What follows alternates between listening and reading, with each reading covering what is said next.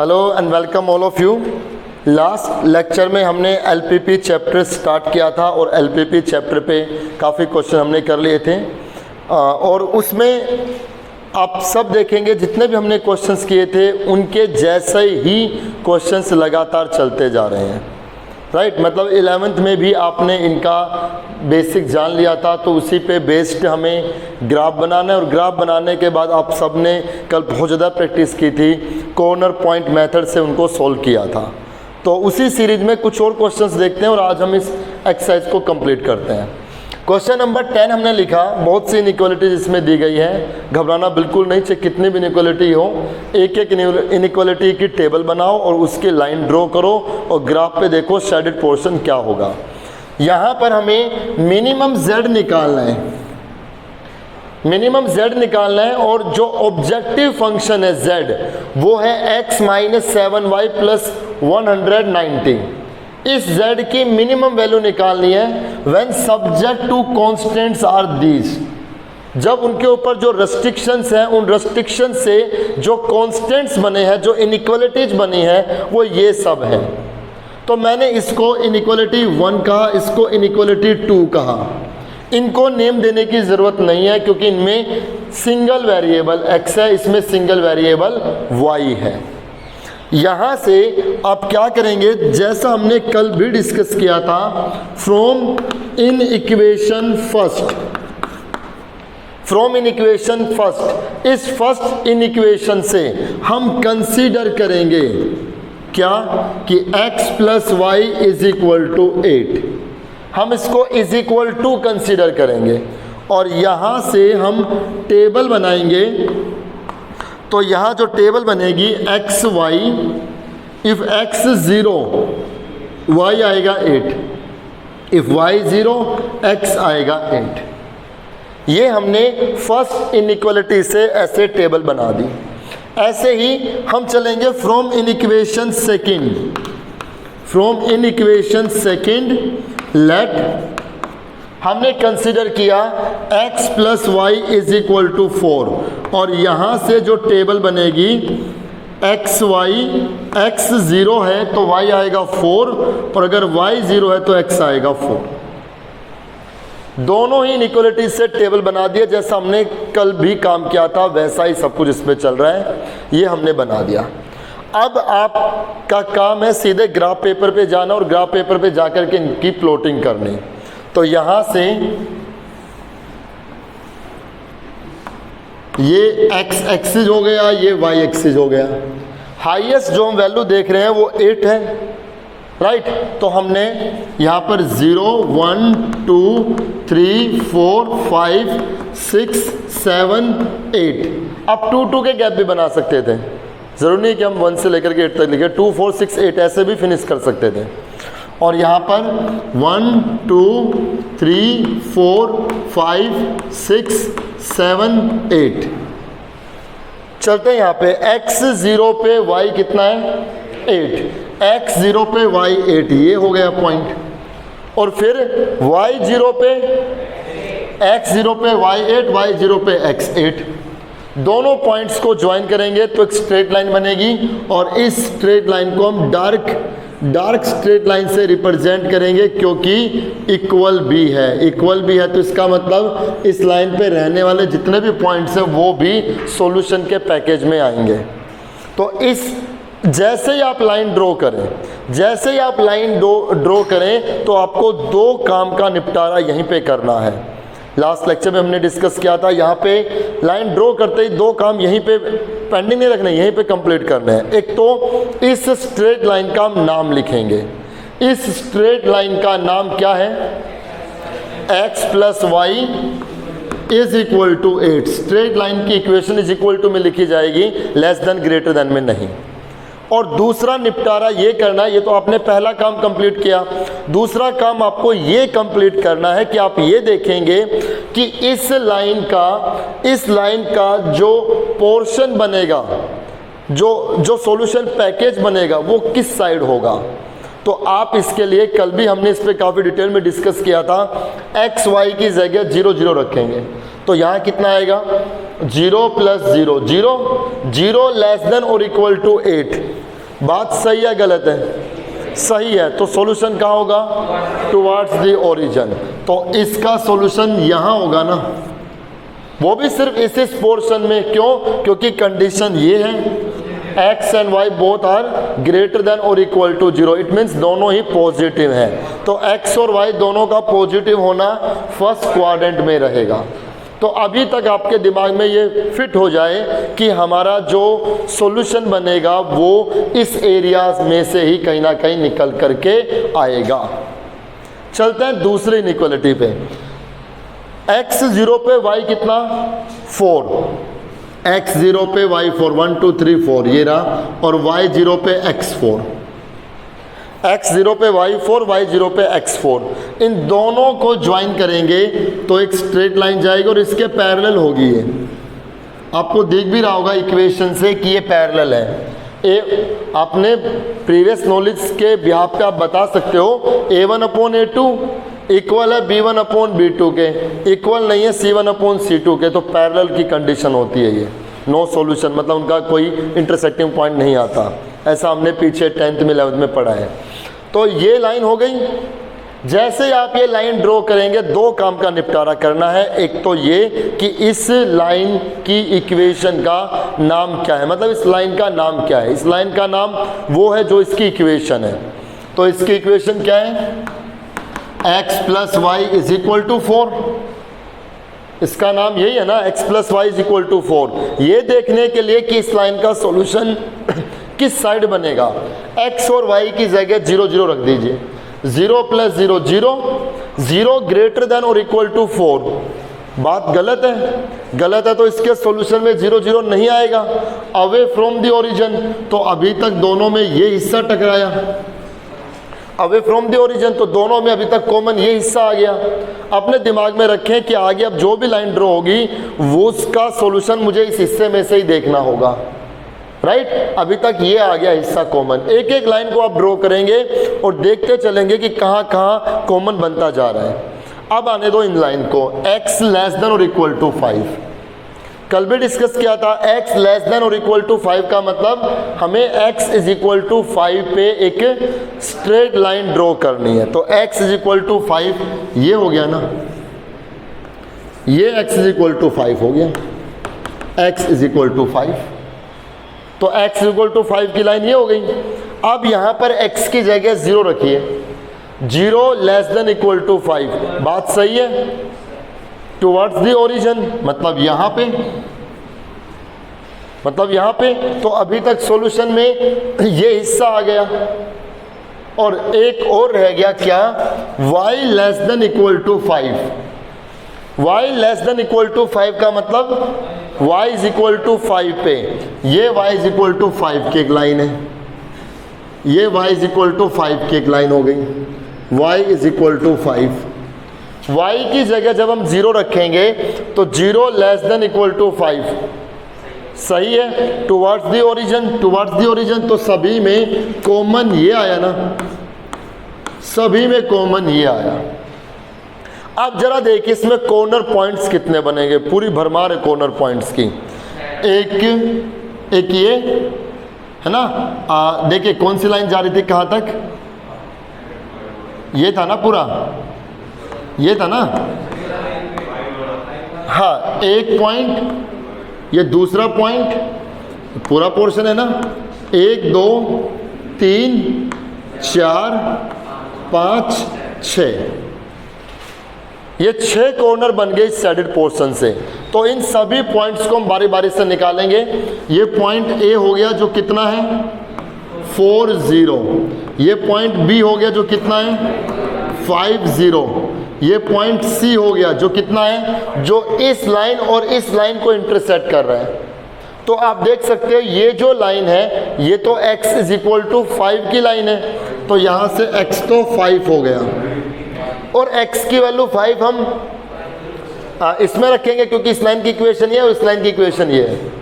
तो y की value आ जाएगी 3, पॉइंट आ गया 5 3। अब यहाँ इस पॉइंट पे चलेंगे, पॉइंट D कह दिया हमने। पॉइंट D के लिए ये लाइन और ये लाइन कट कर रही है, तो इस लाइन के लिए y = 5 है। y की वैल्यू 5 इस इक्वेशन में रख देंगे। राइट। तो y की वैल्यू 5 रखेंगे तो x 3 आएगा, पॉइंट आ जाएगा 3 5, ये पॉइंट D आ गया। इस पे चलते हैं पॉइंट E 0 5 0 5, इस पे चलते हैं F 0 4। तो A B C D E F ये टोटल 6 पॉइंट्स, 6 कॉर्नर पॉइंट हमें मिल गए। अब हमें इन 6 के 6 पॉइंट्स को बारी बारी से इस Z में रख करके देखना है। At point A 0 0 Z is equal to ये 0 190 बचेगा, 190 आ जाएगा। एट पॉइंट B कितना है 5 0 Z is equal to x की जगह 5 y की जगह 0, कितना आ गया 195। एट पॉइंट C कितना 5 3 जब हम रखेंगे तो ये आ जाएगा 5, ये आएगा 5, तो 195 आ गया। 3 रखें, क्या हो गया एक पॉइंट पे, यहाँ पे अच्छा सॉरी, यहाँ पॉइंट 40 था, पहले बताते यार। 40 अगर हम रखेंगे तो कितना आएगा 4, ये 0 194,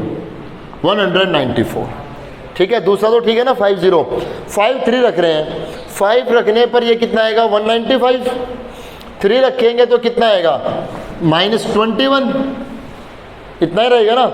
इसको सोल्व करेंगे तो कितना आएगा 174, इसमें से माइनस करेंगे तो 174 आ गया। अब चलते हैं at point D, at point D कितना है 3 5 3 यहाँ रखेंगे तो ये 193 हो गया, 193 हो गया। और 5 यहाँ रखेंगे तो -35, यहाँ जब हम सोल्व करेंगे तो 8, यहाँ जाएगा 5, राइट, यहाँ 1, तो 158 Z आएगा 158। इसमें 35 ऐड करेंगे तो 193 आएगा ना। इसके बाद एट पॉइंट E कितना है 0 5, तो 0 5 जब हम रखेंगे तो ये 0 हो गया, ये 5 रखेंगे तो -35 प्लस 190 155, Z आ जाएगा 155। और लास्ट एट पॉइंट F कितना 0 4 जब हम रखेंगे तो ये 0 आ गया, 4 यहाँ रखेंगे तो -28 प्लस 190 162। सभी कॉर्नर पॉइंट्स पे हमने Z की वैल्यू निकाल ली है, ऑब्जेक्टिव फंक्शन की वैल्यू निकाल ली है, लेकिन हमें ऑब्जेक्टिव फंक्शन का रिजल्ट क्या चाहिए मिनिमम। तो आप देखिए इन सभी में मिनिमम वैल्यू क्या है, ये है। सो आप लिखेंगे minimum Z is equal to 155 at x is equal to 0 and y is equal to 5। x 0 और y 5 के ऊपर इस ऑब्जेक्टिव फंक्शन की मिनिमम वैल्यू टिकी हुई है। समझ में आया? आगे कुछ क्वेश्चंस देखते हैं।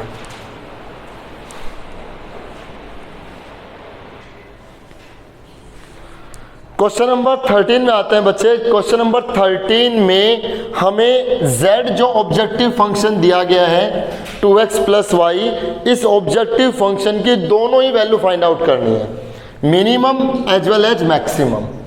इस ऑब्जेक्टिव फंक्शन की मिनिमम मैक्सिमम दोनों ही वैल्यू फाइंड आउट करनी है। और इस कंडीशन पे कि कॉन्स्टेंट्स ये हैं, सब्जेक्ट टू कॉन्स्टेंट्स ये हैं, इनइक्वालिटीज ये बनी है। तो भरमार इनइक्वालिटीज किस बार, ये फर्स्ट इनइक्वालिटी, ये सेकंड इनइक्वालिटी, ये थर्ड इनइक्वालिटी, ये फोर्थ इनइक्वालिटी और ये फिफ्थ इनइक्वालिटी। मतलब 5 स्ट्रेट लाइन बनेगी और 5 स्ट्रेट लाइन से जो ग्राफ बनेगा उनके बीच में जो शेडेड पोर्शन आएगा उस शेडेड पोर्शन का हमें कॉर्नर पॉइंट निकाल करके सॉल्यूशन करना है। तो आप देखिए इस फर्स्ट इनइक्वालिटी से from in equation first, from in equation first, मैं डायरेक्ट टेबल बना रहा हूं, ठीक है, वो कंसीडर आप कर लेंगे, लेट इसको इक्वल मान लेंगे, इक्वल लिख करके फिर आप टेबल बनाएंगे। मैं सीधे टेबल बना रहा हूं। एक्स वाई, अगर एक्स की जगह 0 रखेंगे तो y आ जाएगा 2, और अगर y की जगह 0 रखेंगे तो x आ जाएगा 6। ऐसे ही from in equation second in equation से जो टेबल बनेगी एक्स वाई, अगर हम x की जगह 0 रखेंगे तो ये आएगा 6, राइट। x 0 रखेंगे तो y आएगा 6, अच्छा ये है इसमें, ओके। x 0 रखेंगे तो y आएगा -1, और अगर y 0 रखेंगे तो x की वैल्यू आ जाएगी 3। ये सेकंड इनइक्वालिटी से टेबल बन गई। ऐसे from in equation third table बनाएंगे। एक्स वाई, अगर x की जगह 0 रख रहे हैं तो y आएगा 6, और अगर y 0 रखते हैं तो x आएगा 8। ऐसे ही फ्रॉम इन इक्वेशन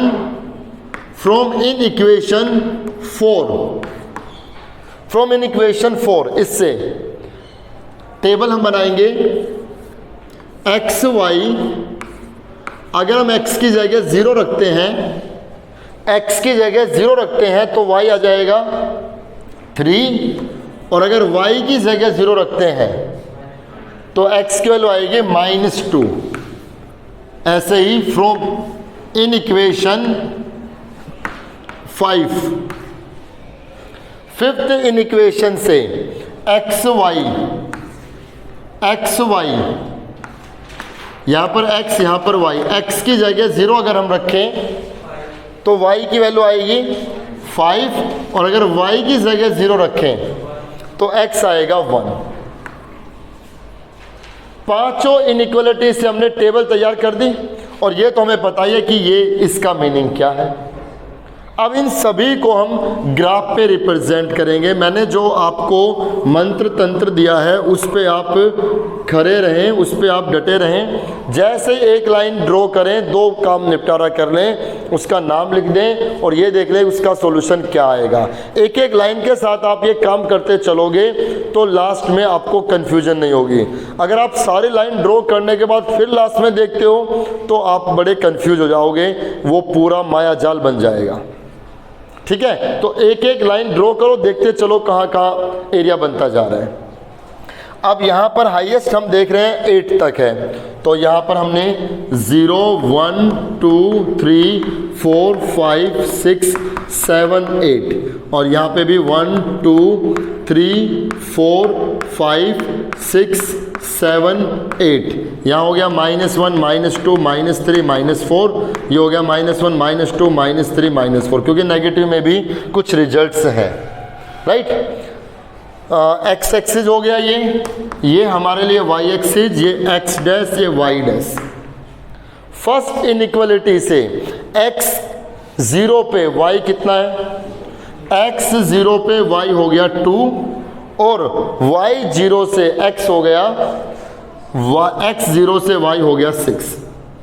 ठीक है, इन दोनों पॉइंट्स को हम ज्वाइन करेंगे। इन दोनों पॉइंट्स को ज्वाइन करने पे जो स्ट्रेट लाइन बनेगी, उस स्ट्रेट लाइन के साथ 2 काम हमें कंप्लीट करने हैं। एक तो हम इसका नाम लिखेंगे, इसका नाम कितना है, x + 3y = 6, और ये देखेंगे इसका सॉल्यूशन कहाँ आएगा। 0 + 0 0, 0 > 6। बात सही है गलत है, अवे फ्रॉम द ओरिजिन, और वो भी सिर्फ इस पोर्शन में, क्योंकि x और y दोनों क्या है, पॉजिटिव है। तो अभी आपको जो भी सॉल्यूशन देखना है वो इसमें से ही देखा जाएगा। ठीक है, दूसरे लाइन को आने देते हैं। x 0 पे y कितना है, x 0 पे y हो गया -1, x 0 पे y हो गया -1, और y 0 पे x हो गया, y 0 पे x हो गया 3। -1 को 3 से मिला देंगे तो ये एक स्ट्रेट लाइन बन गई। इस स्ट्रेट लाइन का नाम क्या हो गया, x - 3y = 3, x minus 3y is equal to 3, x और y की जगह 0 0 रखेंगे, तो 0 minus 0 0, 0 less than equal to 3। बात सही है? सही है, तो टुवर्ड्स दी ओरिजिन। सॉल्यूशन कहाँ बना? इसमें बनाना। ये तो सॉल्यूशन यहां दे रही थी, तो पूरा ये था, और इस लाइन का सॉरी टुवर्ड्स द ओरिजिन था ना, सॉरी टुवर्ड्स द ओरिजिन तो यहां हो गया ना इसके लिए, तो सॉल्यूशन अभी इसमें आया। पहली लाइन का solution away from the origin था, इस दूसरी लाइन का सॉल्यूशन कहाँ है? Towards the origin. ओरिजिन यहाँ है, तो इसका सॉल्यूशन इस साइड बन रहे हैं। तो अभी तक दोनों में हिस्सेदारी ये हो गई ना, ठीक है, दिमाग में रखोगे। अब अगली जो लाइन आएगी ना, उसकी हिस्सेदारी इसमें से ही देखनी होगी, राइट। अब तीसरी लाइन को आने देते हैं। x 0 पे y कितना है? x 0 पे y हो गया 6, और y 0 पे x हो गया 8, y 0 पे x हो गया 8। इन दोनों पॉइंट्स को मिला देंगे, इन दोनों पॉइंट्स का नाम लिख दीजिए। इस लाइन का नाम क्या है? थर्ड इक्वेशन है 3x plus 4y is equal to 24। 0 0 रखिए, 0 plus 0 0, 0 less than equal to 24। बात बिल्कुल ठीक है, टुवर्ड्स द ओरिजिन। तो अभी तक ये हिस्सेदारी हो गई। अब बात समझ में आ रही है आपको? ये टुवर्ड्स द ओरिजिन आ रहा है, तो अभी तक इन तीनों में हिस्सेदारी ये हो गई है, राइट। अब जो भी लाइन आएगी वो इसमें से अपनी हिस्सेदारी मांगेगी। अब 4 को आने देते हैं। x 0 पे y कितना है? x 0 पे y हो गया 3, और y 0 पे x हो गया -2, राइट। इन दोनों को मिला देंगे। ये जो लाइन बनी, इस लाइन का नाम हम लिखेंगे, इस लाइन का नाम है -3x plus 2y is equal to 6। 0 रखिए, 0 plus 0 0, 0 less than equal to 6। बात बिल्कुल सही है। तो सॉल्यूशन कहाँ होगा? Towards the origin. तो हिस्सेदारी ये हो गई, टुवर्ड्स द ओरिजिन आ रही है ना ये लाइन, तो हिस्सेदारी ये हो गई ना अभी तक। बताइए, एक लाइन और रह गई है, 5x plus Y greater equal to 5, है ना। तो x 0 पे y हो गया, x 0 पे y हो गया 5, x 0 पे y हो गया 5, और y 0 पे x हो गया 1। इन दोनों पॉइंट्स को ज्वाइन करेंगे और इस लाइन का हम नाम लिख देंगे। इस लाइन का नाम क्या है?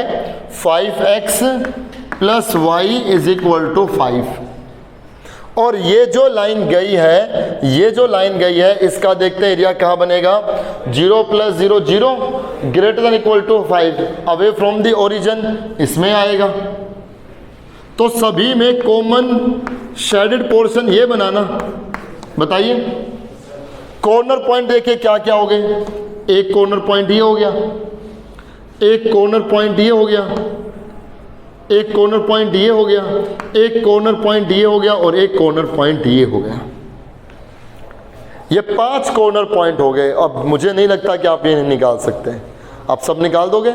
यहाँ पर ये पॉइंट इस लाइन को, इस लाइन को, जहाँ जहाँ जो लाइन कट कर रही है ना, इंटरसेक्ट कर रही है, उनकी इक्वेशन को सोल्व करते चलो। ये 5 पॉइंट आप निकाल लेंगे, और इन 5 पॉइंट्स को बारी बारी से z में रख करके देखना है, और दोनों ही वैल्यू बतानी है कि मैक्सिमम किन किन पॉइंट पे है और मिनिमम कौन से पॉइंट पे है। ठीक है, ये आप इजीली कर सकते हैं। और ऐसे ही जो क्वेश्चन नंबर हमने 11 में देखा, 11 तो छोटा सा ही है, मतलब 12 13, ये दोनों ही क्वेश्चन जिसमें इनइक्वालिटी ज़्यादा है, ये दोनों एक तरीके से होंगे। ठीक है, तो चलते हैं लास्ट के क्वेश्चन में, चलते हैं क्वेश्चन नंबर 14 15 में देखते हैं।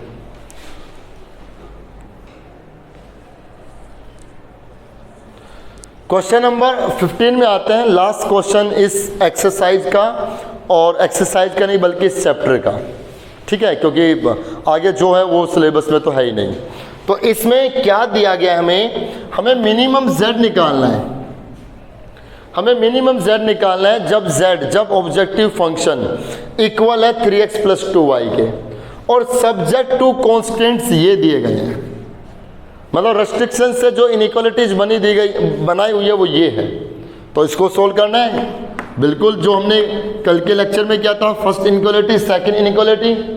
अगर हम इनइक्वालिटी फर्स्ट से देखें, फ्रॉम इन इक्वेशन फर्स्ट, अगर हम इस फर्स्ट इनइक्वालिटी से देखें तो यहाँ पर जो टेबल बनेगी एक्स वाई, एक्स अगर 0 है तो y आएगा 8, y 0 है तो x आएगा 8।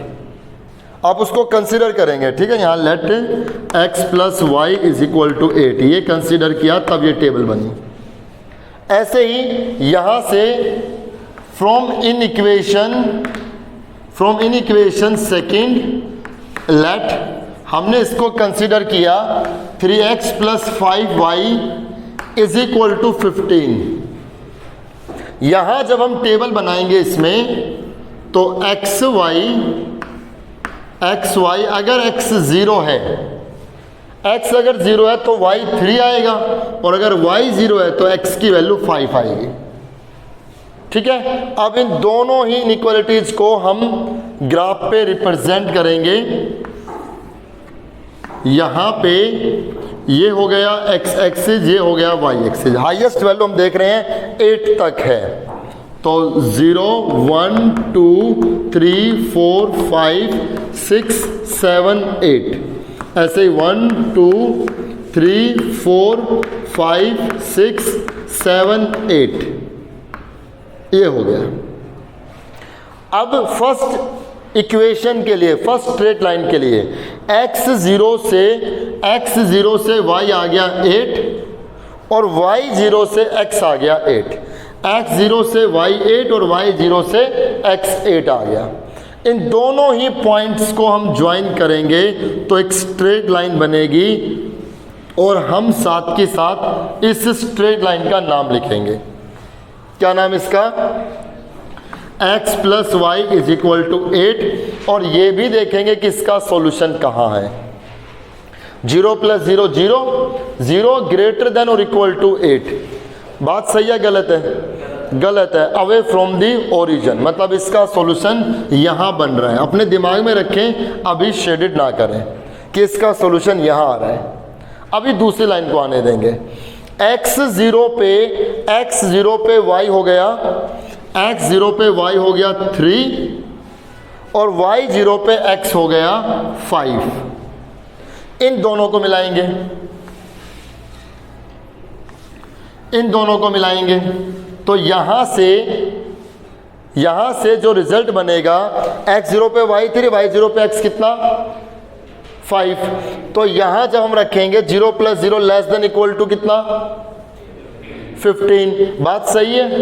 सही है। तो कहाँ आएगी? टुवर्ड्स द ओरिजिन, यहाँ आएगा, ठीक है। ये अवे फ्रॉम द ओरिजिन चल रहे हैं, ये अवे फ्रॉम द ओरिजिन चल रहे हैं, और ये कोई और इनइक्वालिटी तो नहीं है, बस ये दो ही है, और ये टुवर्ड्स द ओरिजिन चल रहे हैं। ये हिस्सा कॉमन आ रहे हैं, आ रहा नहीं ये हिस्सा कॉमन, लेकिन कंडीशन ये भी तो है कि x और y दोनों क्या होने चाहिए? पॉजिटिव। तो इस जगह तो x और y दोनों पॉजिटिव नहीं होंगे ना। x और y दोनों का पॉजिटिव होना तो फर्स्ट क्वाड्रेंट में होगा ना। फर्स्ट क्वाड्रेंट में तो इसका एरिया ये है, इसका एरिया ये है, कुछ कॉमन नहीं आया ना। तो आप लिखेंगे नो फिजिबल रीजन, यहाँ कोई फिजिबल रीजन नहीं बना। This system has no solution. जो कॉन्स्टेंट्स दिए गए हैं, इन कॉन्स्टेंट से, मतलब इन कंडीशन से इस z के लिए कोई सॉल्यूशन नहीं है। समझ में आ गया? तो ऐसे क्वेश्चंस भी आते हैं, उसमें आप ऐसे करेंगे। तो यहाँ पर बच्चों हमने इस क्वेश्चन के साथ chapter number 14 LPP linear programming problems हमने कंप्लीट किया। नेक्स्ट लेक्चर में जब हमारी मुलाकात होगी तो स्टार्ट करेंगे प्रोबेबिलिटी। तो मिलते हैं नेक्स्ट लेक्चर में प्रोबेबिलिटी के साथ। Thank you so much.